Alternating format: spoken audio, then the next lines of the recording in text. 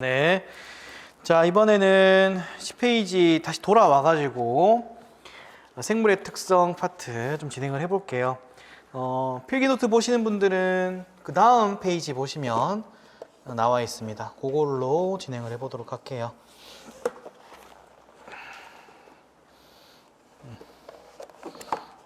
됐다. 자, 갑시다. 생명현상의 특성.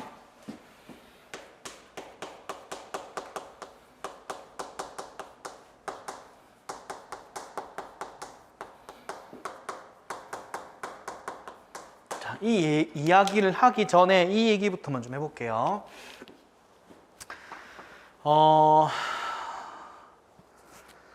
생명과학의 좀 특이한 점이라고 할까요? 의료 쪽으로 일을 해보신 분들은 아마 알고 계실 만한 개념이긴 할 텐데, 이런 거예요.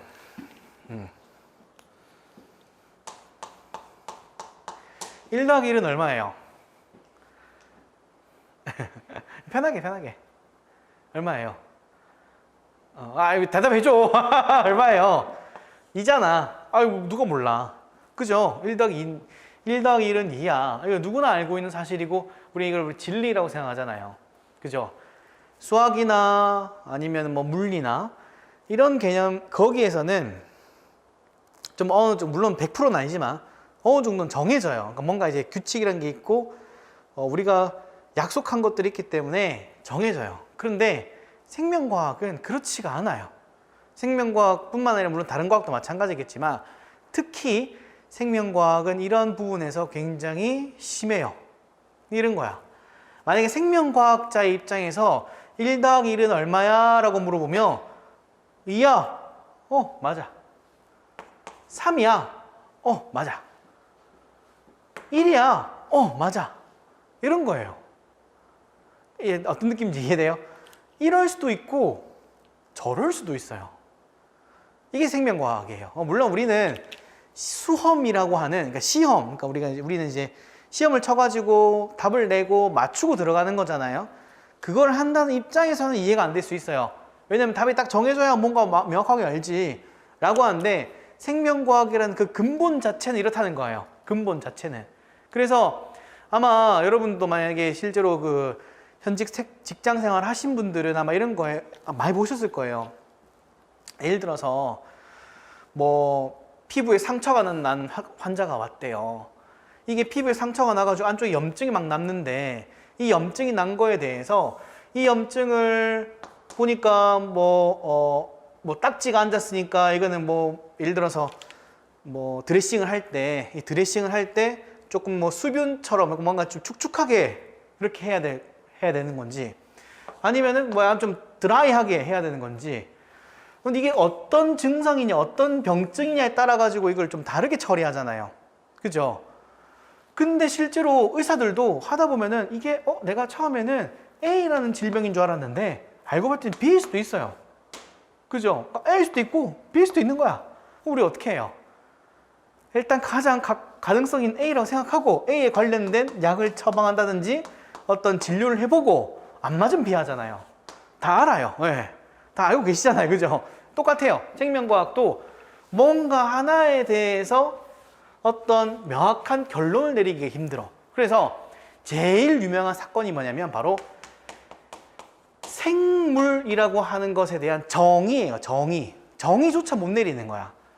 생물이 뭐야? 생물을 정의해봐 라고 했더니 이 지구상에 존재하는 모든 과학자가 아무도 정의를 못 내렸어요. 네, 정의를 못 내리는 거야. 정말 이해가 돼요. 저도 처음에 대학 1학년 때 아무것도 모를 때 교수님 쫄래쫄래 찾아가지고는 교수님 생물이 뭐예요? 라고 했다가 한마디 들었어요. 저는 그 교수님이 은퇴를, 그러니까 이제 정년 얼마 안 남으신 이제 거의 이제 막바지, 이제 어떻게 보면 베테랑이죠. 몇십 년을 생명과학 연구에 매진하신 분이셨는데도 자기는 생물이 뭔지 모르겠대요. 네, 그러니까 생물을 정의를 못 내리는 거야. 그럼 이제 생물에 대한 정의조차 시작이 안 됐는데 어떻게 생물학 그래? 그죠? 그러니까 학자들이 어떻게 약속을 했냐면, 이건 약속이에요. 생명체라고 불리우는 것들 또는 그렇게 여겨지는 것들에 대해서 공통된 특징들이 있더라. 이러한 공통된 특징들을 우리가 나열을 하고 어떤 새로운 생명체를 발견했을 때 우리가 세운 이 기준에 부합하면 생명체라고 부르고 부합하지 않으면 생명체라 부르지 말자라고 약속을 해요. 이게 바로 생명현상의 특성이라고 부르는 거예요. 특성 7가지가 있는데 부합하면 뭐라 부르자? 생물체라고 부르자. 부합하지 않으면 생물체가 아니다 라고 부르기로 한 거예요. 자, 갈게요. 1번 첫 번째 조건이 뭐냐?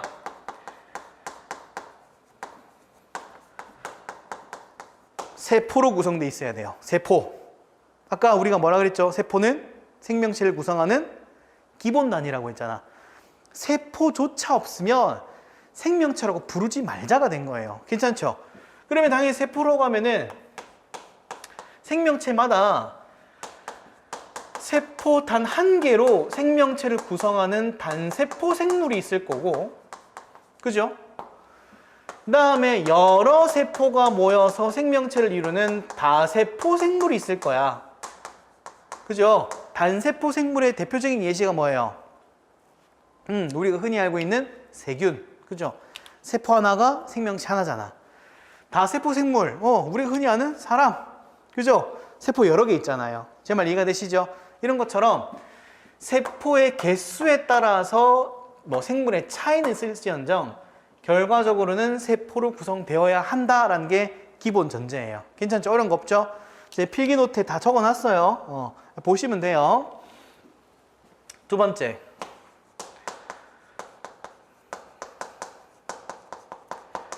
물질 대사를 해야 된다라는 개념이 나와요. 물질 대사. 그죠? 자, 봐봐요. 이것도 이렇게 봐봐요.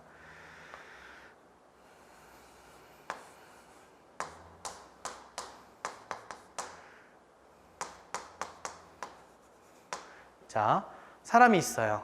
오늘 아침에 밥을 먹었어. 밥을 먹었어요. 닭갈비 먹었다 칩시다. 닭갈비 밥을 먹었는데 그날 저녁에 응가를 했어. 닭갈비 먹은 게 나온 거예요. 그죠? 봐봐요. 내가 먹은 건 밥을 먹었는데 나온 건 응가가 나왔죠. 같은 물질이에요? 다른 물질이에요? 다른 물질이지. 맞잖아. 여기서 일부 영양소를 뭐 해요? 영양소 흡수할 거고 분해할 거고 그다음에 뭐 이제 만들어진 노폐물들 같은 경우에는 뭐 방출할 거고 맞죠? 이런 등등등이 만들어질 거 아니야. 그 몸속에서 무슨 일이 벌어진 거예요? 밥이 응가가 되는 과정에 여러 가지 어떤 변화가 있었잖아요. 그죠? 이러한 것을 우리가 통칭해서 뭐라고 부르냐면 이렇게 불러요. 화학 반응이라고 불러요. 다시. 밥이 들어와서 응가가 나갔어. 다른 물질이잖아. 뭔가 변화가 일어났죠. 이걸 뭐라고 하자? 화학 반응이라고 부르자고 한 거예요.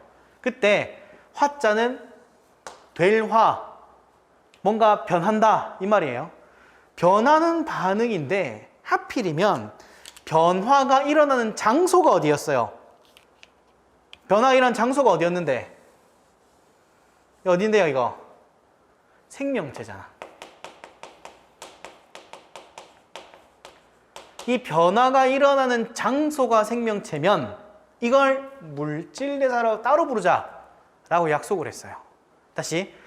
이게 사람이 아니야. 생명체가 아니야. 생명체가 아닌 곳에서도 화학 반응이 있을 수 있어 없어요? 있지. 나무 도막이 있어. 나무가 있어. 내가 여기다가 불을 지폈어. 그럼 뭐가 돼? 잿더미가 되잖아요. 그럼 화학 반응이에요 아니에요? 화학 반응 맞지. 근데 이거는 어디서 일어나요? 생명체가 아닌 밖에서 일어나잖아. 이걸 우리가 물질대사라 부르진 않아요. 왜? 어디가 아니기 때문에? 생명체 내부가 아니기 때문에. 그래서 이걸 구분을 하는 거야. 둘 다 통칭해서 뭐다? 화학 반응은 맞는데 생명체 한정으로는 뭐라 부르자? 물질대사라고 부르자라고 약속을 해요. 책 봐요. 프린트 그 필기노트. 물질은 뭐라 적혀 있어요? 생명체 내에서라고 표시해놨죠. 내에서 일어나는 화학 반응이다.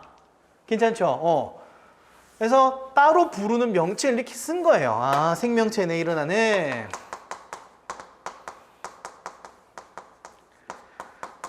내에서 일어나는 뭐다? 화학 반응이다. 괜찮죠?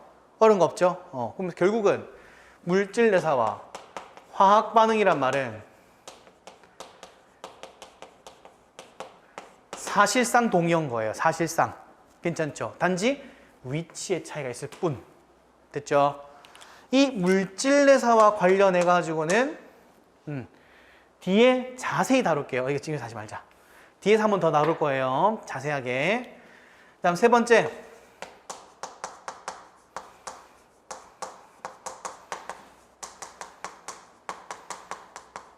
오, 놀랬죠? 오케이, 뭐예요? 자극을 받으면 반응한다 이거예요. 그죠? 자, 반응해야 해요. 반응 안 하잖아. 그래서 딱 친다고 물론 이제 치는 그 순간 뭔가 변형은 일어날 수 있지만 얘가 뭔가 반응을 하진 않죠. 괜찮죠? 이건 죽은 거예요. 괜찮아요? 어떤 자극이 들어오면 반응을 보인다예요. 모든 생명체는. 이건 어려운 거 아니니까 추가 설명 안 할게요. 오케이. 네 번째.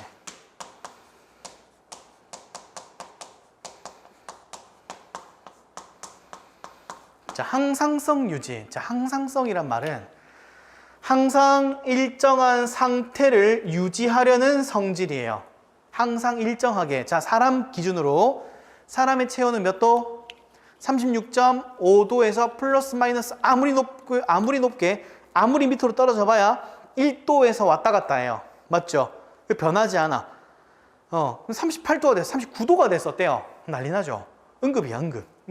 와가지고 막 간호사분들, 의사분들 오셔가지고 막 얼음 붓고 막 난리 나요. 막 뭐 마사지하고. 그죠? 항상성 유지가 왜 중요하냐? 내 몸에 일정한 상태가 돼야지만 몸의 화학작용과 내 몸속에 있는 효소 이런 것들이 문제없이 잘 돌아가요. 그런데 몸의 온도가 조금이라도 변하면 내 몸에 있는 여러 가지 화학 반응이 안 일어나거나 또는 과도하게 일어나거나 아니면 그와 관련된 물질들의 문제가 생겨요. 그래서 일정하게 유지하려고 하는 거예요. 뿐만 아니라 내가 그날 하루 종일 수박 덥다고 수박을 막 먹었어. 수박 많이 먹으면 어때요? 수분이 내 몸속으로 많이 들어오죠. 그럼 내 몸은 어떻게 하려고 그래? 너무 물이 많아지면은 물이 너무 많아지면 문제가 생길 수 있으니까 몸에서 물을 밖으로 빼내는 거예요. 괜찮죠? 반대로 내가 물 너무 안 마셨어. 그럼 소변 나와요, 안 나와요? 그럼 잘 안 나오지. 제 말 이해가 되셨죠? 오케이. 자, 항상성 유지랑 관련된 건 나중에 뒷파트 가서 한번 더 할 건데 뭐 굳이 말을 하자면 아까 말씀드렸던 체온 유지. 자, 그 다음에 아까 얘기했던 삼투압 조절. 그 다음에 혈당량 조절. 이렇게 세 가지를 우리가 좀 자세히 다룰 거예요. 오케이, 다섯 번째.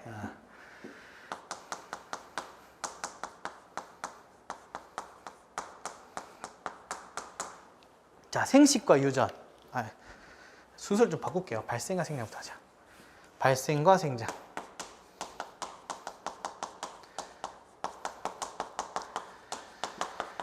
자, 발생.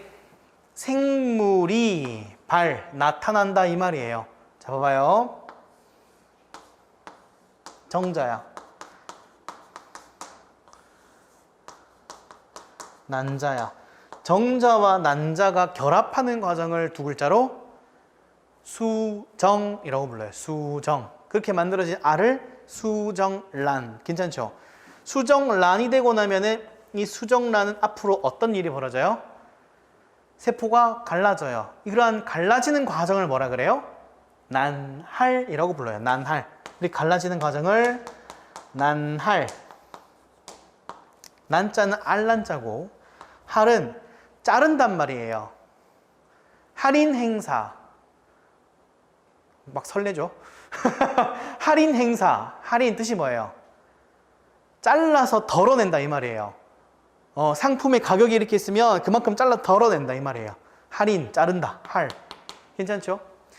난할 과정을 쭉 거치고 나면은 착상되고 애가 이제 생기겠죠. 그래서 애기가 태어났어. 태어났어. 애기가 태어났어. 괜찮죠? 태어나서 이렇게 완성되는 이 과정까지를 우리가 뭐라고 부르자? 뭐라 부르자? 발생. 괜찮죠? 자, 애가 태어났어. 애가 커가지고는 초등학교를 들어가고, 애가 커가지고는 고3이 돼서 막 엄마한테 반항하고, 그죠? 그 다음에 애가 어른이 돼가지고는 직장을 다니고. 괜찮아요? 이렇게 몸집이 점점 커지는 과정을 우리가 뭐라고 하자? 생장이라고 하자. 괜찮죠? 어려운 거 없죠? 제가 밑에 그림 그려놨을 텐데, 맨 밑에. 맞죠? 맨 밑에. 우리 필기노트 보면은 그림 그려놨어요. 자, 발생의 밑에다 제가 뭐라고 빨간 글씨로 적어놨어요? 완전한 개체라는 설명을 적어놨죠. 자, 발생할 때 여기 개념이 하나 등장을 하는데, 완전한 개체여야 한다. 완전한 개체. 이 말은 발생이 끝난다는 얘기는 내가 더 이상 뭐 다른 어떤 변화가 일어나지 않는다 이 말이에요. 대표적인 예로 어떤 얘기를 많이 하냐면, 개구리 정자 난자가 만나서 개구리 알이 됐어. 개구리 알이 된 다음에 중간에 올챙이를 거치죠. 올챙이가 되었다가 개구리가 되는 과정이 있을 거야.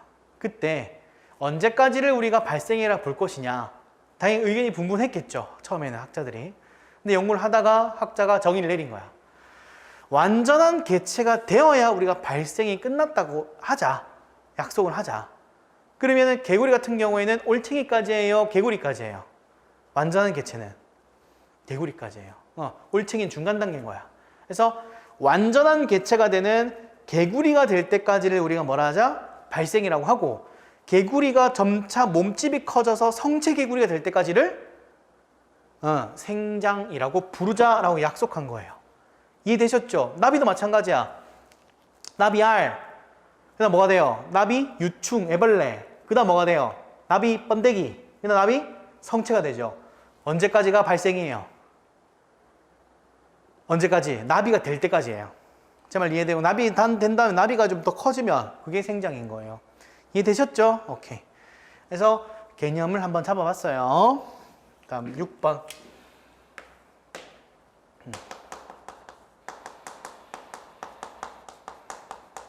생식과 유전이 되고, 유전과 생식이 상관없어요, 순서는. 자, 보시면은 생식이 뭐예요? 생식. 정자와 난자가 만나는 어떤 그런 현상, 이걸 우리가 생식이라고 불러요. 근데 야, 이 선생아, 그렇게 정자와 난자가 만나는 경우도 있지만 그렇지 않은 경우도 있잖아. 뭔데요? 무성생식, 유성생식, 이렇게 두 가지가 있잖아. 그쵸? 무성생식은 뭐예요, 뜻이? 그 성이 존재하지 않는 상태에서 자손을 만든다 이 말이에요. 무성생식. 유성생식은 성이 존재한다 이 말이죠. 그 말은 암컷과 수컷, 남자와 여자와 같이 성별이 다른 무언가가 있는, 존재하는 종들을 유성생식을 한다라고 부르고, 그런 구분이 없는 생물도 있어요. 맞죠? 대장균 어때요?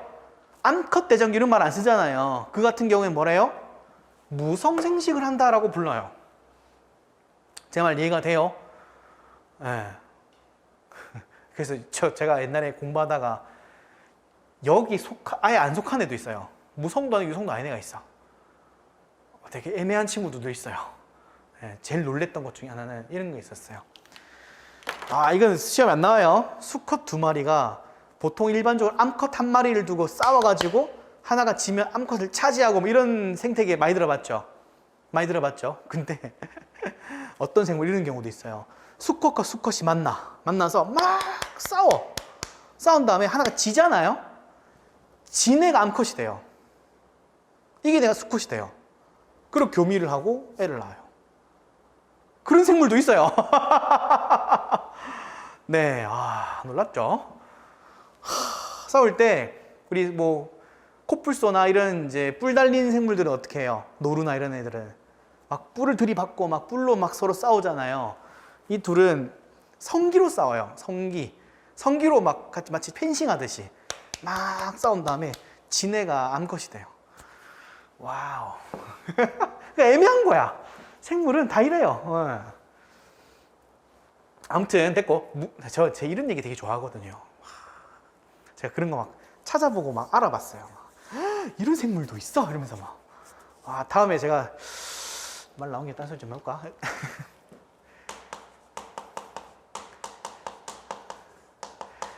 이런 말 들어봤어요? 백년해로 하세요. 혹시 결혼하셨어요? 안 했어요? 결혼 아직 안 했어요. 결혼하신 분들 많이 들어보, 뭐 결혼식장 찾아가 보신 적은 있죠? 어르신들이 뭐라 그래요? 둘이 백년해로 해라라는 말도 많이 들어봤죠? 이거 생물 이름인 거 알아요? 이거 생물 이름이에요, 이거. 몰랐구나. 백년은 진짜 우리가 알고 있는 그 백년 맞아요, 백년. 근데 해로가 생물 이름이에요. 해로 동혈이라는 생물이 있어요. 이 생물은 어떻게 되냐면 바다 해저 표면에 이런 생물이 하나가 이렇게 붕붕 떠 있는 스펀지 같은 생물이 하나 있어요.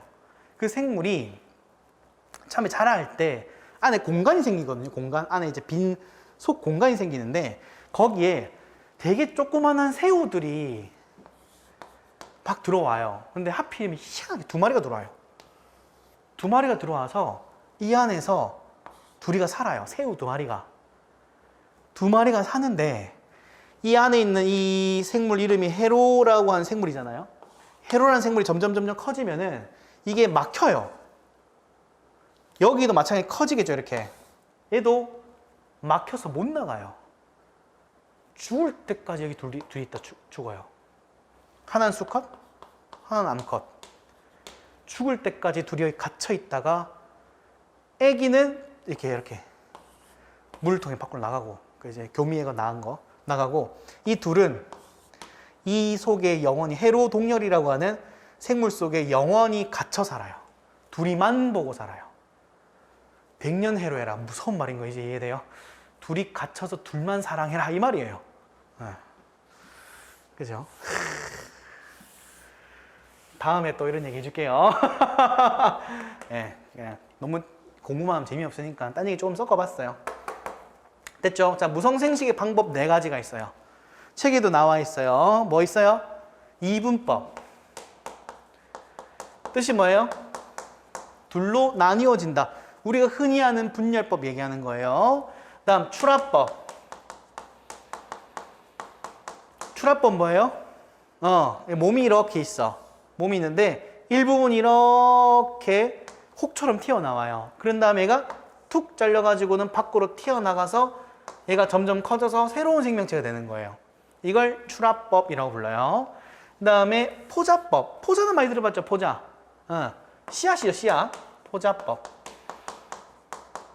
그 다음 마지막으로 영양생식법. 영양생식법이 뭔지 알아요? 몰라요? 고개 끄덕끄덕 도리도리만 해줘요. 네, 몰라요? 몰라요? 얘가 뭐냐면 혹시 영화 마션 보셨어요? 마션? 영화 마션 안 봤어요? 그 주인공이 이제 어떤 내용이냐면 우리가 인류가 많이 발전해 가지고는 저기 있는 화성을 탐사해 가지고는 화성을 우리의 이제 지구 식민지로 만들자 막 이런 내용이에요. 그래서 탐사를 떠나는 거야. 그래서 탐사대들이 이제 그 팀을 이뤄 가지고는 화성에 도착을 해서 화성에서 기지를 세우고 거기에서 이제 살아가는 과정을 나오는데 거기서 문제가 생긴 거야, 기지에. 그래가지고 대원들이 이게 있으면 죽는다 해가지고는 다 지구로 귀환을 했어. 그런데 딱 한 명만 정말 무슨 이유인지 모르겠는데 놓고 간 거예요. 근데 이 한 명을 다시 구조하러 오기가 너무 힘든 상황이 된 거예요. 그래가지고 이 사람이 알아요 혹시? 지구에서 화성까지 가는데 걸리는 시간? 현대 과학기술로 가장 빠른 제트기, 가장 빠른 비행선으로 가면 1년 걸린대요. 날아가는데 1년. 갔다 2년인 거야. 그러니까 이제 한 명이 있는데 최소한 구조대원들이 올 때까지 1년 있어야 되는 거야. 그럼 뭐 해야 돼? 밥 먹어야 될 거 아니에요. 그래서 이 학자가 이 사람이 어떻게 하냐면 이 사람이 설정상 식물학자로 나오거든요. 식물학자. 어떻게 하냐면 감자이죠, 감자. 감자를 가지고 와가지고 감자를 썰어요. 감자를 썰어가지고는 그때 이제 기존에 있던 대원들이 놔두고 간 그 은가 있죠, 은가. 은가를 이제 밀봉을 해놨거든요. 그걸 다 뜯어가지고 그거를 땅으로 이제 땅에 이제 쪼렇게 만들어가지고 텃밭을 쫙 만들어요. 그런 다음에 거기다 감자를 심어요, 이렇게. 감자를 딱 심으면 나중에 어떻게 돼요? 자라요. 괜찮아요? 그럼 어떻게 했어요? 감자의 씨앗을 구한 거예요? 아니면 감자 몸 그 자체를 쓴 거예요? 몸 자체를 썼죠. 이걸 영양생식법이라고 그래요. 고구마, 감자 이런 것들은 몸뚱아리를 좀 잘라가지고 그대로 심으면 그대로 나와요.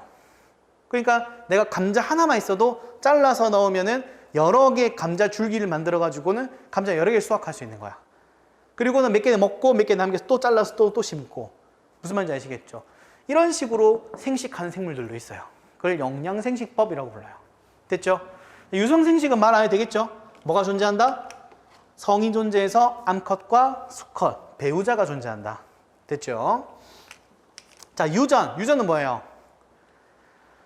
어버이가 가지고 있던 형질을 물려받는 현상이죠. 봐봐요. 저희 어머니, 아버지 두 분 다 쌍꺼풀이 없어요. 아버지도 안 계시고 어머니도 쌍꺼풀이 없어. 근데 저는 없거든요. 근데 제 여동생은 쌍꺼풀이 있어. 뭐 어떻게 된 거예요? 수술한 거예요. 근데 그거 됐고. 네, 농담이고. 부모에게 갖고 있지 않던 형질이 나타나는 경우 있죠. 우리 배웠을 거야. 유전 현상 중에. 반대로 부모가 가지고 있는데 안 가진 경우도 있고, 그 다음에 부모가 갖고 있는데 자손에게 약하게 내려간 경우도 있고, 이런 식으로 뭔가 유전자적으로 이렇게 변화가 일어나고 이렇게 물려받고 하는 이 현상을 통칭해서 뭐라고 해요? 유전이라고 부르는 거예요. 유전. 괜찮죠? 네, 그렇습니다. 7번. 자, 적응과 진화. 자, 여러분 처음 딱 여기 왔을 때 어떤 느낌이었어요? 어색하고 처음 오는 공간이고 뭐 이상한 선생 앞에 뭐 선생이라고 앉아 있고, 그죠? 적응이 안 됐죠. 근데 시간이 좀 지나니까 어때요? 편안하고 적응되죠? 마찬가지예요. 모든 생명체는 어떤 특정한 환경에 딱 들어섰을 때는 익숙하지 않으니까 어떻게 해야지 하면서 해요. 하는데 시간이 지날수록 적응하고 시간이 지날수록 그 환경에 대해서 이렇게 녹아드는 거예요. 이러한 현상이 아주 오랜 시간 동안 이루어지면 생명체가 진화를 합니다. 진화에 관련된 설명이 아주 길긴 한데 그냥 간단하게 적응하고 진화해서 새로운 생명체가 탄생하기도 한다. 이 정도만 아세요. 됐죠? 책 보시면은 필기노트 보시면 환경에 대해서 습성, 몸 형태 등이 변화하는 걸 적응, 진화는 그 오랜 세월이 지나면서 형질 변화가 발생하고 새로운 종이 나타나는 현상을 진화라고 부른다. 그냥 그렇다, 그렇구나만 이해하시면 돼요. 자, 우리 총 몇 가지 했어요? 7가지 했어. 다시 돌아봐요. 생명현상 특성의 세포, 물질 내사, 자극에 대한 반응, 항상성 유지, 발생과 생장, 생식과 유전, 적응과 진화, 이 7가지의 어떤 특성을 모두 부합한 뭐라 부르자? 생물이라고 부르자. 부합하지 않으면 무생물이라고 부르자. 괜찮죠? 그때 여기에서 1번부터 5번까지를 우리가 뭐라고 따로 부르냐면 개체 유지의 특성이라 불러요. 개체 유지의 특성이다 라고 불러요. 생명체 한 개를 유지하는 특성이에요. 개체가 아까 한 개라 그랬었죠. 이들은 뭐라고 부르냐? 종족 유지의 특성이다. 자, 종족이라고 하면 뭐예요? 나뿐만 아니라 나의 자손까지도 포함하는 말이죠. 개체 하나가 아니라 나의 자손들도 마찬가지 포함한 특징이다. 이 6번과 7번을 종족 유지의 특성이라고 부릅니다. 됐나요? 어려운 거 없죠? 책 볼게요. 자, 10페이지 보시면은 세포로 구성되어 있다라는 설명이 있고 단세포, 다세포 하면 설명이 쭉 나와 있어요. 한번 읽어보시면 됩니다. 읽어보시면 돼요. 자, 그 다음에 10페이지에 오른쪽 날개에 보시면은 개체 유지 특성과 종종 유지 특성을 나눠 놓는 표가 하나 보이시죠? 책에 보이시죠? 거기에 각각 구분을 해서 좀 기억을 해주세요. 구분을 해서. 다음 밑에 조직 기관에서 구성 단계까지 쭉 날개 설명되어 있어요. 이것도 제가 이미 설명을 드렸던 거예요. 그죠? 네, 단지 자세하게 설명 안 드렸을 뿐이에요. 그냥 그렇구나 하고 지나가면 돼요. 아, 그렇구나. 11페이지 물질 대사를 한다. 자, 물질 대사는 뭐라고요? 생명체 내부에서 일어나는 화학 반응이다. 그죠? 자, 물질의 구분을 쭉 적어놨는데 이 관련된 내용들은 뒤에 가서 한 번 더 설명할게요. 이거는 여기서 자세히 설명을 안 드릴게요. 자, 바이킹호 탐사 실험은 좀 이따 할 거예요. 넘어가고 12페이지 자극에 대한 반응, 그죠? 설명드렸었고 항상성 유지는 뭐예요? 내 몸을 일정하게 유지하려는 성질이죠. 12페이지 맨 밑에 발생과 생장에서 거기 보시면 그림 볼게요. 그림. 개구리, 알이 발생 과정을 거쳐서 어린 개구리가 될 때까지를 뭐라 하자? 발생. 그 다음에 몸집이 커지는 성체 개구리가 될 때까지를 생장. 왜 이래? 생장. 맞죠? 자, 넘어갑니다. 13페이지 시야 확장에 보면은 죽순과 석순 비교해놨죠. 자, 죽순은 혹시 뭔지 알아요? 대나무, 알죠? 오케이. 죽순은 대나무예요. 석순은 돌이에요. 그런데 죽순과 석순 둘 다 크기가 커지는데 왜 죽순은 물질 대사 이런 생장과 관련된 거라 설명을 하고 석순은 그렇지 않다고 설명할까요? 왜? 이유는 하나. 죽순이 생명체이기 때문이에요. 됐죠? 오케이. 13페이지 맨 밑에 자, 생식과 유전. 자, 생식과 유전할 때 생식은 종류가 두 종류. 무성생식과 유성생식.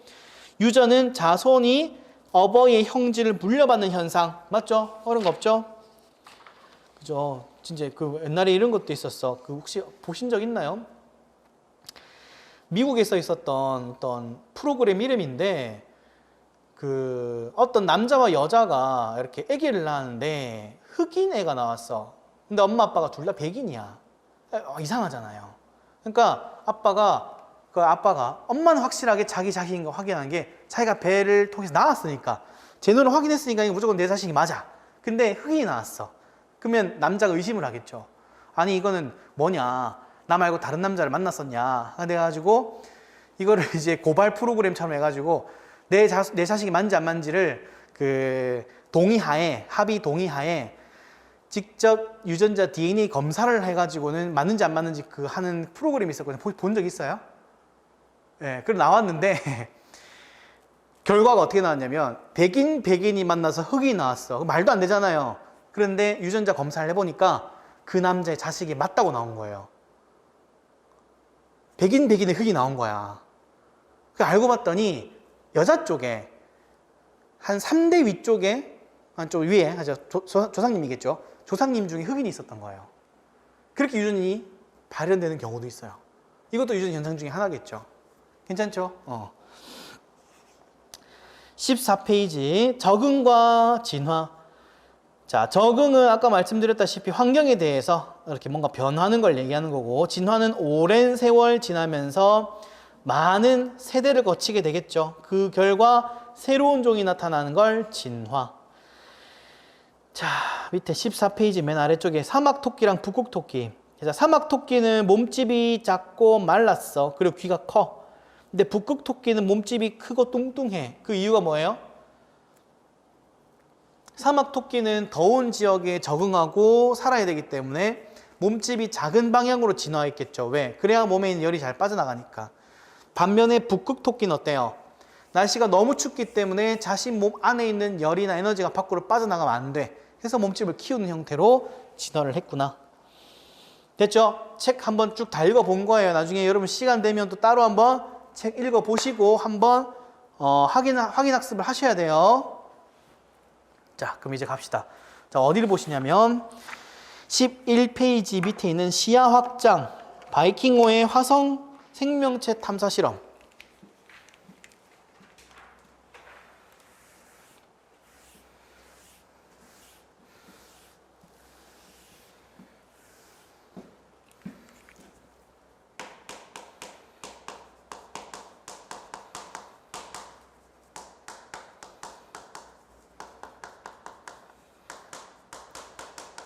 우리 죽기 전까지 화성 탐사를 할까요?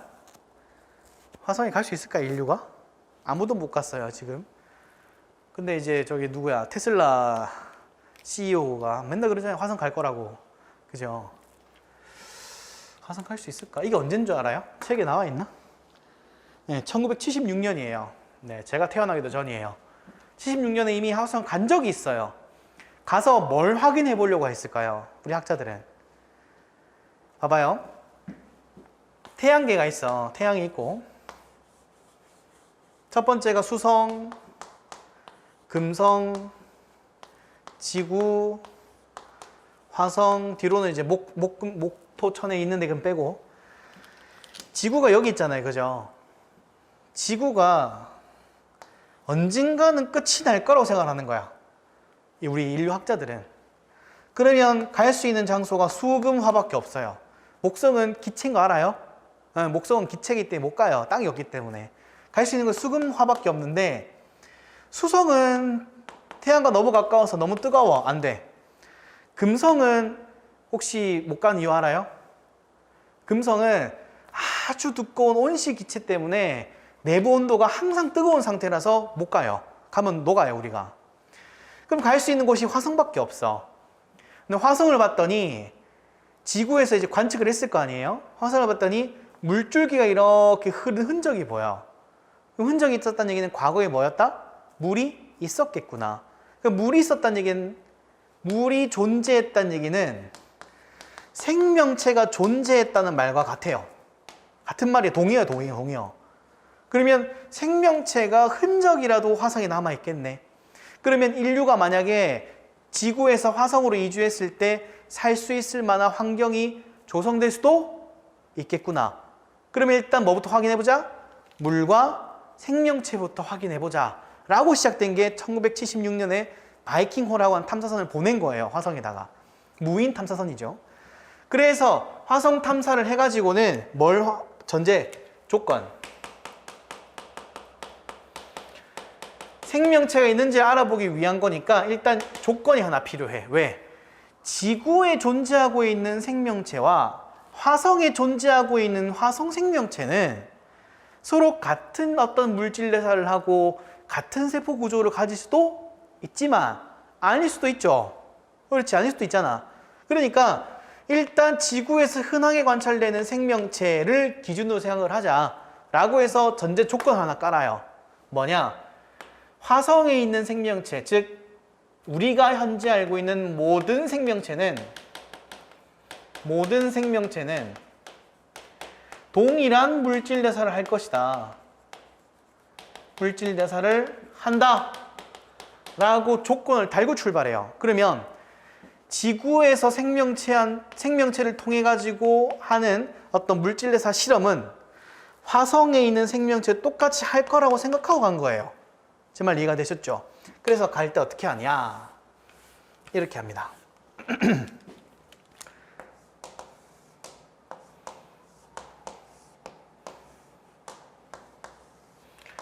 이런 이제 기구를 하나 들고 가가지고는 거기에서 토양을 이렇게 퍼가지고는 기계 내부에다가 이렇게 화성 토양을 넣어요.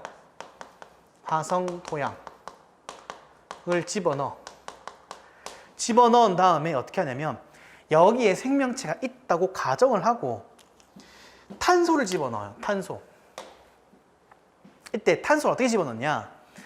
이산화탄소를 집어넣을 때 방사성 동위원소를 이용해요. 방사성 동위원소라는 걸 이용해요. 혹시 이거 들어봤어요? 방사성 동위원소? 간단하게 설명해 볼게요. 처음 들으신 분도 있을 수 있으니까. 방사성 동위원소 어떤 거냐면 일반적으로 탄소는 질량이 12개짜리예요. 혹시 알아요? 중성자 6개, 양성자 6개. 들어봤어요? 안 들어봤어요? 들어봤어요? 오케이. 적어볼게요. 양성자 6개랑 중성자 6개로 구성되어 있는 물질이에요. 탄소라는 건. 그때 6과 6이 합쳐져서 12라고 하는 질량을 나타내. 이게 질량이야, 질량. 그런데 이 탄소라는 친구가 이런 경우도 있어요. 탄소가 질량이 14짜리도 있어요. 이것도 존재해요. 이걸 봤더니 양성자는 6개 그대로인데 중성자가 8개나 있는 거예요. 잘 봐요. 내가 대학교에서 미팅을 했는데 우리 과에서 6명 나가고 상대편 과에서 6명이 나왔어. 그럼 어때요? 아름답지. 6대6 미팅 아름답게 하는 거야. 그런데 상대편 과는 6명이, 남자 6명이 온다는데 우리 과는 8명이 간대. 그러면 이제 무슨 일이 벌어져요? 피 터지죠. 그죠? 무슨 말 이해가 돼요? 그러면 이 중성자들 사이에서는 어떻게 하려고 그래? 6대6을 맞추는 게 아름답잖아. 그래서 중성자 2마리를 밖으로 내보내려고 해요. 그래야 아름다워지니까. 제 말 이해가 돼요? 6대6 미팅을 해야 되는데 2명이 자기 나도 할래 하면서 따라온 거야. 저리 가 하면서 바로 차는 거지. 제 말 이해가 돼요? 질량이 14인 친구는 12인 물질로 변화하려고 해요. 그 과정에서 뭐가 방출돼?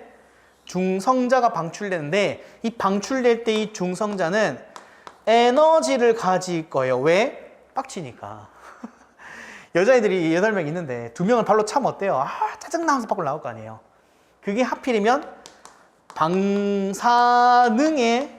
능력을 가지고 있는 거야. 방사능을 가지고 있는 거야. 쉽게 말하면. 얼마나 독하겠어요. 느낌 와요? 오케이. 비유를 한 거예요. 말도 안 되지. 아무튼 방사성 동위원소 처리를 해버리면은 이 이산화탄소는 앞으로 중성자를 자꾸 밖으로 이제 밖으로 방출하면서 에너지가 자꾸 나갈 거야. 그때 그 에너지가 방사능이라서 우리가 이제 방사선실 가보면 이제 방사능을 감광할 수 있는 기기들이 있죠. 거기서 이제 이렇게 필름으로 뽑아내잖아요. 그래서 필름으로 쫙 뽑아가지고는 이 물질이 어디로 가는지 추적할 수 있어요.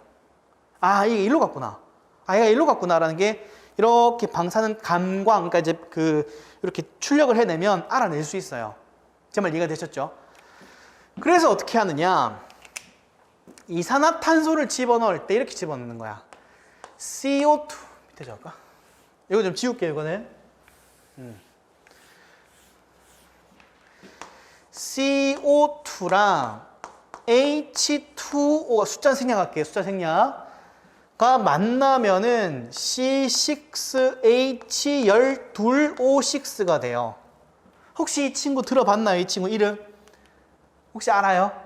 이 친구 이름은 그 유명한 포도당이라고 하는 친구예요. 정말 유명한 친구예요. 이 친구는 외웁시다. 숫자도 안 어렵잖아. 6, 12, 6. C6H12O6. 괜찮죠? 외웁시다, 이거는. 이거 정도 외우면 좋아요. 그런 다음에 O2가 이렇게 방출돼요. 이거 혹시 많이 본 그림인데. 봤죠? 봤죠? 끄덕끄덕해져요. 오케이. 봤어. 여기에 있는 이 물질, 이산화탄소와 물이 결합해서 포도당이라고 하는 유기물질을 만들어내고 산소가 방출돼요. 이러한 현상을 우리가 뭐라고 부르기로 했냐면 작은 물질이 큰 물질이 되었다. 합성되었다라고 불러요. 합성되었다. 다시 뭐라고요? 작은 물질이 큰 물질이 되었다. 뭐라 하자? 합성되었다라고 부르기로 한 거예요. 어려운 거 없죠? 합성되다. 그럼 반대로는 뭐라 부르면 돼? 반대로 일어나면 분해됐다라고 부르는 거예요. 분해됐다. 어려운 거 없죠? 다시 작은 물질이 큰 물질 되면 뭐라 하자? 합성된다. 큰 물질이 작은 물질이 된다. 뭐라 하자? 분해된다. 어려운 거 없죠? 그러면 합성될 때 이 작은 물질을 붙여야 되잖아. 그 붙일 때 뭐가 필요해? 풀이 필요하죠. 풀은 에너지예요. 에너지를 집어넣어 가지고 붙여야 돼. 그때 무슨 에너지를 사용하느냐? 빛 에너지가 필요해요. 빛 에너지를 넣어 가지고는 합성시키는 거야. 그때 빛을 한문으로 뭐라고 해요? 빛을 한문으로 빛광자를 쓰잖아. 빛광. 그래서 이름이 광합성인 거예요. 이거 이해가 돼요? 이산화탄소를 흡수하고 뿌리 쪽에 있는 물을 흡수해 가지고는 영양물질을 만들어내는 과정. 그러면서 산소가 방출되니까 아마 여러분 많이 들어봤을 거야. 집에 베란다 쪽에다가 이렇게 보통 아버지가 많이 하시는데 하세요?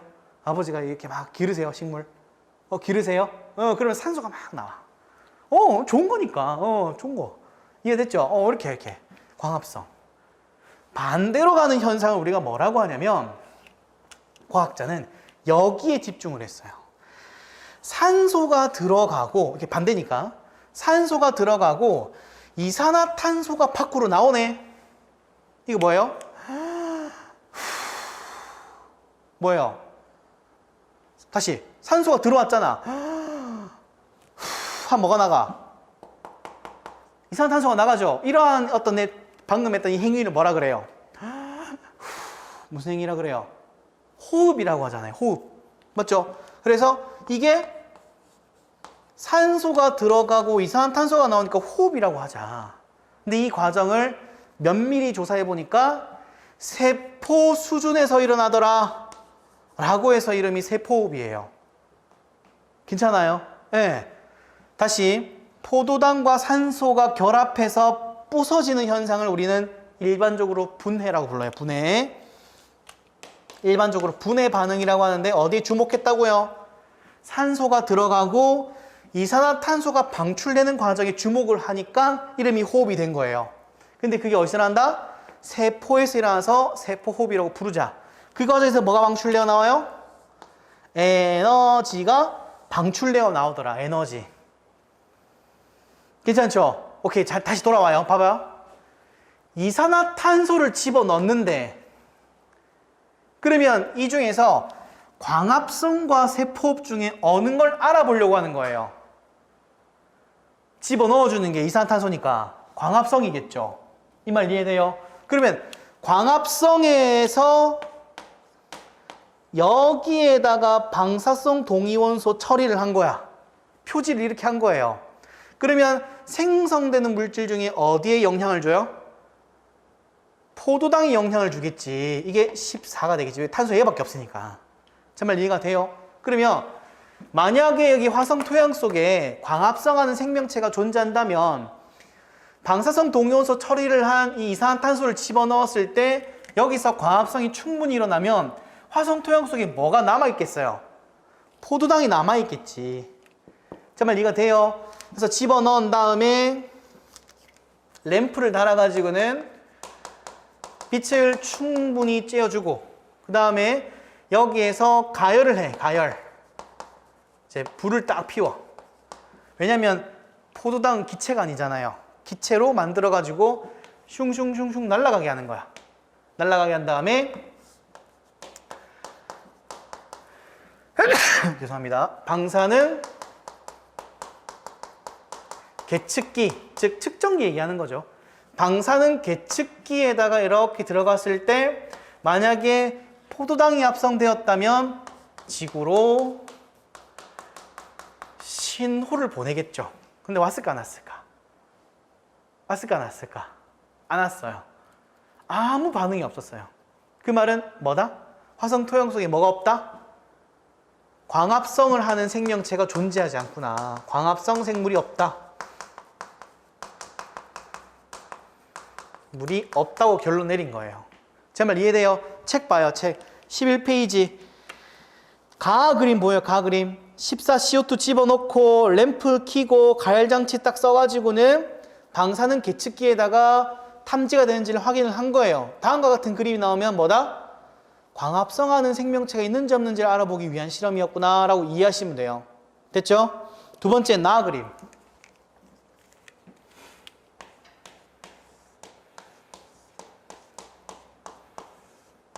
자, 나 그림에 똑같이 이제 화성 토양 집어넣는데 이때 집어넣는 건 뭘 집어넣었다고 돼 있어요? 나 그림에 유기물 넣었다 돼 있죠. 유기물. 이게 편하게 얘기하면 포도당 넣은 거야. 포도당. 마찬가지야. 포도당에다가 방사성 동위원소 14C를 표지하면은 나중에 이 친구가 세포호흡을 거쳤다면 다음과 같은 물질을 만들어내겠네. 맞죠? 그러면 여기 화성 토양 속에 만약에 세포호흡을 하는 생명체가 존재한다면 앞으로 여기서 뭐가 이렇게 슉슉슉 나올 거예요? 뭐가 나올 거야? 그렇죠. 이산화탄소가 나오겠죠. 이산화탄소는 기체예요? 아니에요? 기체 맞죠? 기체가 맞으니까 가열할 필요 있어? 없어요? 없지. 그냥 날아갈 테니까. 그래서 여기에 영향을 주면은 지구로 신호를 보냈겠지. 여기까지 이해가 돼요? 그러면 얘는 뭘 알아보기 위한 실험이다. 그렇죠.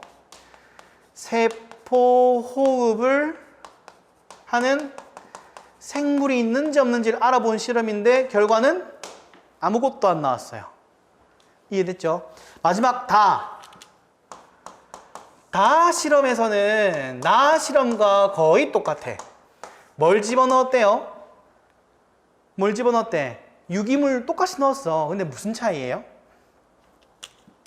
여기도 똑같이 포도당 집어넣은 거야. 근데 무슨 차이야? 나 같은 경우에는 방사성 동위원소 표지를 한 걸 넣었고 여기에서는 표지를 안 한 거 넣은 거예요. 그냥 깨끗한 포도당 넣은 거야. 왜 그랬을까? 사람도 방사능에 이렇게 노출되면 치명적이라고 하는데 하물며 여기 살고 있는 생물들은 어떻겠어요? 미생물들일 거 아니야. 방사능이 다 죽어버린 거 아닐까? 라고 생각했겠죠, 학자들은. 그러니까 뭘 집어넣은 거야? 방사능 표지가 전혀 안 된 친구를 집어넣어 가지고는 다시 한번 실험해보자 해가지고 실험을 진행할 때 여기에는 뭘 달았었어요? 처음에 뭘 달았었어요? 방사능 계측기를 넣어놨잖아. 근데 이번에는 다른 거 집어넣는 거야. 뭘 집어넣어요? 산소와 O2와 CO2의 변화를 측정할 수 있는 기계를 넣어요. 책에는 기체 분석기라 되어 있죠. 봐봐요. 내가 세포호흡을 하는 생명체를 알고 싶으면 포도당을 넣음과 동시에 산소를 일정 양만큼 넣겠죠. 그런데 만약에 세포호흡이 진행된다면 산소의 양은 어떻게 될 거예요? 앞으로? 감소하겠죠. 앞으로 이산화탄소의 양은 어떻게 될 거예요? 증가하겠죠. 그 변화를 측정한 기계예요. 기체 분석기. 괜찮죠? 산소와 이산화탄소의 변화를 알아보는 거예요. 괜찮죠? 근데 변화가 일어났어요? 안 일어났어? 안 일어났어요. 마찬가지. 세포판 생명체는 존재하지 않는구나. 그러면 그림에서 그림은 뭘 알아보기 위한 실험? 광합성하는 생명체의 존재 유무를 확인하기 위한 실험이었고 나와 다는 세포반 생명체의 존재 유무를 확인하기 위한 실험이었다. 이거 이해되시죠? 이 생명체의 전제 조건이 뭐였어요? 그렇죠. 생물은 물질 대사를 한다고. 결과는 뭐예요? 결과. 화성에는 생명체가 존재하지 않는다 결과예요. 왜 내가 이 일을 하냐? 시험 문제 풀다 보면 여러분들 이런 경우 많죠. 시간이 촉박하고 시간 타임어택이 돌아가는 순간에는 긴장돼. 나도 모르게 알고 있는 내용도 순간적으로 착각할 수 있어요. 분명히 제가 전제 조건을 생명체는 물질 대사를 한다라고 적어놨는데 거기 책 이제 그 1번, 2번, 3번, 4번 보기에서 이렇게 적혀 있어. 실험의 결과는 생명체는 물질 대사를 한다이다. 이렇게 적어놨다고. 그러니까 순간적으로 내가 이것만 기억해가지고 생명체 물질 대사 한다는 건 맞지? 이러면서 맞다고 지나가 버린다고요. 제 말 이해가 돼요? 그러니까 구분을 하란 이 말이에요. 전제 조건은 생명체가 물질 대사를 한다이고 결과가 뭐라고요? 그렇죠. 결과는 생명체가 존재하지 않는다 결과라고요. 됐죠? 오케이.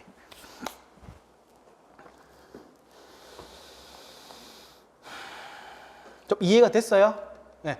이와 관련돼 있는 광합성과 세포 관련된 설명은 뒤에 가서 한 번 더 할 거예요. 왜냐하면 이 물질 대사랑 관련돼 있는 내용을 따로 파트로 나눠서 다루고 있거든요. 자, 그 부분은 따로가 설명을 좀 드리도록 하겠습니다. 자, 쭉 넘어가고 나중에 한번 읽어보세요. 시야 확장은 넘어가고 그 다음에 15페이지 바이러스까지만 좀 하고 좀 쉴게요. 한 꼭지라서. 자, 바이러스 저기 좀 써볼게요. 저기. 자, 아까 전에 생명현상 특성은 몇 가지라고요? 7가지. 7가지의 어떤 생명체가 특성에 부합하면 생명체, 부합하지 않으면 무생물 이렇게 부르기로 했어. 그런데 갑자기 뜬금없이 바이러스가 등장을 해. 그죠? 생명체 실컷 얘기하다가 갑자기 바이러스 얘기가 나오죠. 왜 그럴까요? 왜 그럴까? 바이러스가 우리가 방금 배웠던 생명현상 특성 중에 일부를 부합하는데 일부는 부합을 안 해. 이게 애매한 거예요. 이런 것도 아니고 저런 것도 아닌 상태의 어떤 무엇이다 라고 하는 거예요. 그래서 이거 우리가 학자들이 뭐라고 정의를 내렸냐면 생물과 무생물의 중간이다 이렇게 불러요. 희한하죠? 또는 어떤 책에는 이거를 경계자다. 이게 무슨 말이냐? 생물이란 영역이 이렇게 있는데 무생물 영역도 이렇게 있겠지. 그 사이에 껴있다 이 말이에요. 이게 경계자란 뜻이에요. 바이러스는 경계자라고 부르기도 한다. 바이러스 지금 맞죠? 우리가 지금 마스크 낀 이유도 얘 때문이잖아. 그죠? 바이러스의 구조, 생겨 먹은 것부터 먼저 봅시다. 굉장히 다양해요. 아마 여러분들 다 공부해 보셨을 거예요. 그죠? 전공 공부하면서 바이러스 특징부터 해가지고 생긴 것부터 해가지고 어떤 바이러스가 있는지 다 공부해 봤을 거야. 우리 그냥 간단하게 말할게요. 간단하게만. 첫 번째 구조 두 가지로 구성되어 있다. 공통점이에요. 공통점. 단백질과 플러스 핵산으로 구성되어 있다. 자, 핵산이 뭐 간단히 그림 그리면 단백질 성분과 핵산 성분으로 되어 있다 이 말이에요. 핵산은 그때 DNA를 가지기도 하고 또는 RNA를 가지기도 해요. 자, 이 말에서 또는이라는 표현이 중요해요. DNA 또는 RNA니까 DNA를 가질 수도 있고 RNA를 가질 수도 있지만 둘 다 가지는 경우는 없어요. 현재까지 밝혀진 게 없어요. 이해돼요? 그래서 우리 현재 마스크 쓴 이유 누구 때문이에요? 코로나 바이러스 때문이죠. 코로나 바이러스는 어느 거 갖고 있어요? 그래서 RNA 갖고 있죠. 그래서 우리가 RNA 바이러스 이렇게 부르는 거예요. 괜찮죠? 자, 구조 이렇게 생겼고 공통점이에요. 물론 다른 바이러스마다 차이는 좀 있어요. 어떤 경우에는 피막이 있는 경우도 있고, 그죠? 캡시드라고 하는 특별한 어떤 물질이 있는 경우도 있고 다양한데 이 정도만 합시다. 공통점만. 두 번째, 분류. 분류는 크게 두 가지로 합니다. 핵산에 따라 나누기도 하고 숙주에 따라 나누기도 해요. 자, 핵산은 누구랑 누구? DNA를 가지고 있으면 DNA 바이러스, RNA를 가지고 있으면 RNA 바이러스 이렇게 부르죠. 다음 숙주는 만약에 사람에게 영향을 줬다 뭐예요? 동물성 바이러스. 만약에 식물에 영향을 줬다 식물성 바이러스. 만약에 세균에 영향을 줬다 세균성 바이러스 이렇게 불러요. 어려운 거 없죠? 쉬워요 굉장히. 자, 세 번째 특성. 자, 특성이 아까 뭐라 그랬어요? 생물적 특성과 무생물적 특성을 모두 가지고 있는 게 특징이죠. 첫 번째 생물적 특성.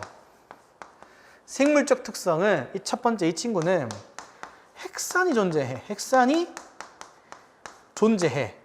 핵산이 있다는 얘기는 뭘 만들 수 있다? 자신의 자손을 만들 수 있다. 오케이.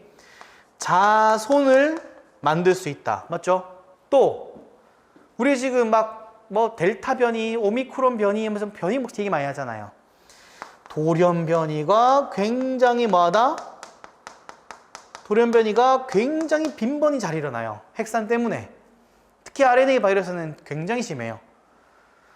그다음 두 번째, 숙주 내부에 바이러스가 침입하게 되면 자손도 만들고 우리 몸 아프게 하잖아요. 그죠? 이게 뭐다? 물질대사다. 물질대사가 일어나요. 제 말 이해됐죠? 저 코로나 걸렸었거든요. 와, 죽겠더라고요. 네, 걸렸었어요? 안 걸렸어요? 안 걸리는 게 좋은 것 같아. 아무튼 전 되게 힘들었었어요. 전 백신도 다 맞았거든요. 백신 맞을 때도 아팠어요. 와, 죽겠는 거야. 아무튼 내 몸속에서 코로나 바이러스가 물질 대사했다 이 말이겠죠. 자, 무생물적 특징 뭐가 있을까요? 첫 번째, 자, 세포예요, 아니에요? 예. 세포 아니에요. 얘는 그래서 뭐라 하죠? 세포 구조가 아니다. X 아니다. 그래서 우리가 세포 구조가 아니기 때문에 이런 말 있죠. 예를 들어서 바이러스는 세포 분열을 통해 증식한다. 맞을까요? 틀릴까요? 이거 틀린 말이에요. 다시 잘 들어봐요. 바이러스는 세포 분열을 통해 증식한다. 또는 자손을 만든다. 이런 표현 나오면 틀린 거예요. 왜? 세포 구조조차 아니기 때문에 세포 분열이란 말을 쓸 수가 없어. 세포 분열이라는 말 자체를 쓸 수가 없어요. 세포가 아니기 때문에. 자, 이게 중요해요, 이거. 두 번째. 숙주 밖에서, 숙주 외부에서는 물질 대사를 전혀 안 해요. 전혀 안 해. 이걸 조금 어려운 말로 뭐라고도 부르냐면 단백질 결정체로 존재한다 이런 표현을 써요. 그냥 쉽게 말하면 단백질 알갱이로만 존재하지 이게 실질적인 어떤 기능을 하거나 물질 대사를 하거나 뭔가 화학 반응을 하는 건 전혀 없어요. 괜찮죠? 어디 들어갔을 때만? 숙주에 들어갔을 때만. 자, 예를 들어서 코로나 바이러스를 쫙 뽑아가지고 식물 잎에다 막 발랐어. 그럼 식물은 어떻게 돼요? 코로나 바이러스 걸려요? 안 걸려요. 왜? 코로나 바이러스는 동물성 바이러스이기 때문에 식물에 영향을 안 줘. 그럼 뭐라고 불러요? 얘는 단백질 결정체로 존재한다라고 불러요. 어려운 거 없죠? 오케이. 자, 이렇게 특성이 좀 중요해요. 필기노트 볼게요. 자, 필기노트 보면은 바이러스가 생물과 무생물의 중간이라 표현을 해놨고 구조를 공통적으로 단백질과 핵산이 있다고 표현을 해놨죠. 다음 마찬가지 종류 분류도 핵산과 숙주로 따라 나누고 밑에 특징, 특성은 핵산이 있어서 돌연변이 증식, 자손을 만들 수 있고 숙주 내부에서는 물질 대사를 하지만 무생물적 특징은 뭐다? 세포 구조가 아니기 때문에 세포 분열이라는 말 자체를 쓸 수가 없다. 마찬가지 외부에 있을 때는 물질 대사를 전혀 안 해. 그래서 뭐라 부르자? 단백질 결정체로 있다라고 부르자. 괜찮죠? 그 다음 오른쪽 그림에 보면은 1892년 러시아의 이바노프스키라고 하는 러시아 학자가 담배잎에다가 모자이크 병이 생기는 걸 발견하고는 이걸 갈아가지고 그림 봐요. 즙을 만들어서 세균 여과기를 통과시킨 여과액을 가지고 다시 한번 건강한 담배잎에 발라봤더니 똑같이 모자이크 병이 걸리더라. 이걸 통해서 이러한 병을 일으키는 이러한 병원체는 세균 여과기마저도 통과할 만큼 크기가 뭐하다? 크기가 매우 작다란 뜻이에요. 조금 오버해서 말하자면 세균의 크기가 만약에 이 칠판만 하다 할게요. 칠판. 세균의 크기가 이 칠판만 하다고 할게요. 그런데 바이러스 크기는 이런 느낌이에요. 세균이 이만한데 바이러스는 이만해. 그러니까 실제로 여과기라고 하는 건 아주 촘촘한 그물망이잖아. 그물망 사이도 통과할 만큼 크기가 작다란 뜻이에요. 제가 이걸 왜 얘기하냐? 옛날에 시험 문제 중에 그게 나왔었어요. 세균보다 바이러스가 크기가 작다라는 표현이 나왔었어요. 작아요. 오케이. 그래서 뭐라 하자? 여과성 병원체라고 부르기도 한다. 여과성 병원체. 여과기를 통과하니까. 됐죠? 까지 하고 좀 쉬었다가 다음 파트 내용 진행할게요.